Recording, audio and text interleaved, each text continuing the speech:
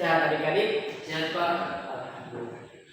Jadi kemarin kan kita sudah membahas mengenai norma. Ya.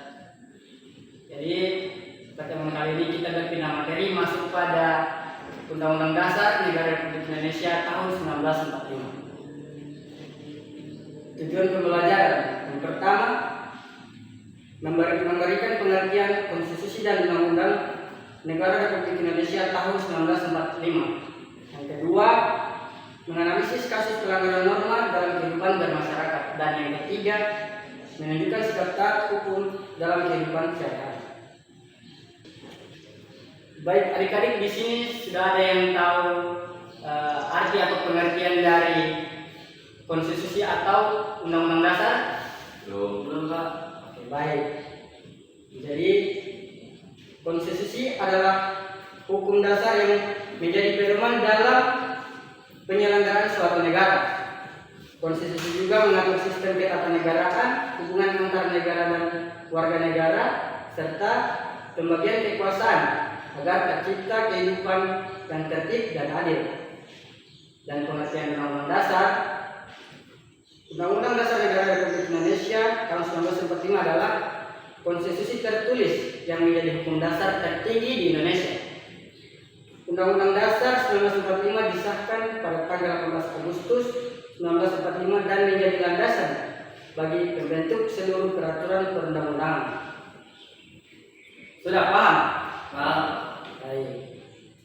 Kemudian masuk pada fungsi Undang-Undang Negara Republik Indonesia tahun 1945. Jadi undang-undang itu ada 6 fungsi. Yang pertama sebagai hukum dasar negara, yang kedua sumber hukum tertinggi, yang ketiga pedoman penyelenggaraan pemerintah, keempat pelindung hak dan kewajiban warga negara serta sebagai alat pemersatu bangsa. Baik. Kan kemarin kita sudah membahas norma. Di sini juga kita membahas norma. Dan saya harap adik-adik masih ingat dengan pembahasan kemarin. Ya Pak. Ya Pak. Ada yang masih ingat dengan pengertian norma kemarin? Lagi Pak. Lagi? Lupa. Oke, tidak apa-apa. Jadi kemarin kita sudah membahas norma dan jenis-jenis norma. Sekarang karena adik-adik lupa, saya ingin menjelaskan kembali. Jadi norma adalah aturan atau pedoman hidup yang mengatur perilaku manusia dalam kehidupan bermasyarakat agar tercipta ketertiban dan keharmonisan. Jenis-jenis norma terbagi menjadi 4. Yang pertama, norma agama, aturan yang bersumber dari ajaran Tuhan. Yang kedua, norma kesusilaan atau aturan yang berasal dari hati nurani manusia. Yang ketiga, norma kesopanan, aturan yang berlaku dalam pergaulan masyarakat. Dan yang terakhir, norma hukum, aturan resmi yang dibuat oleh negara dalam memiliki sanksi yang tegas. Adapun fungsi-fungsi norma, yang pertama menciptakan ketertiban, mengatur hubungan antar anggota masyarakat, menjadi pedoman perlindungan dan tingkah laku, dan yang terakhir mencegah terjadinya pelanggaran. Oke. Kita masuk pada ketaatan hukum dalam kehidupan sehari-hari. Ini kita sudah berbicara hukum dalam kehidupan sehari-hari. Ketaatan hukum merupakan sikap pengaturan atau yang berlaku dengan penuh kesadaran tanpa adanya paksaan.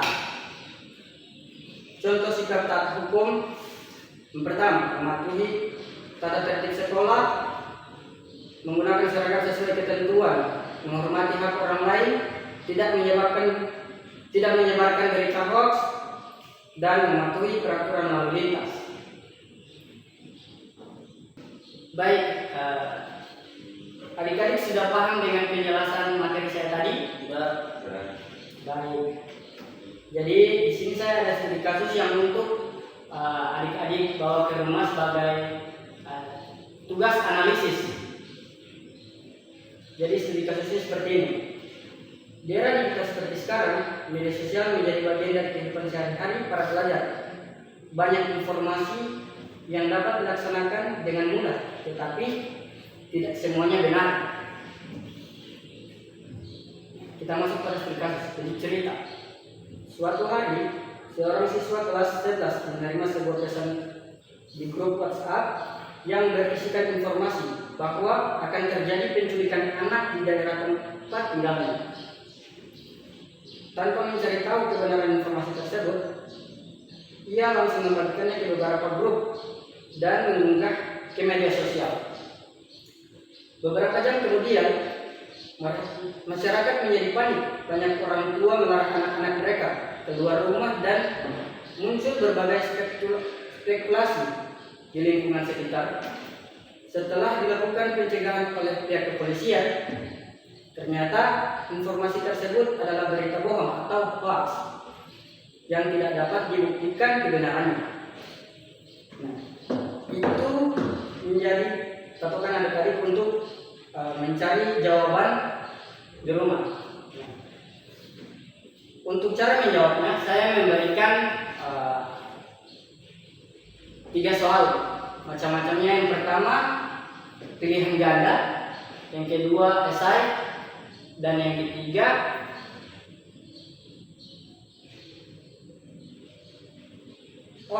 mohon maaf, cuma 2 saja. Jadi pilihan ganda dan esai, masing-masing 5 nomor. Jadi saya harap adik-adik bisa mengerjakannya dengan baik di rumah ya. Baik, demikian materi kita hari ini. Saya ucapkan terima kasih. Wassalamualaikum warahmatullahi wabarakatuh. Waalaikumsalam warahmatullahi wabarakatuh.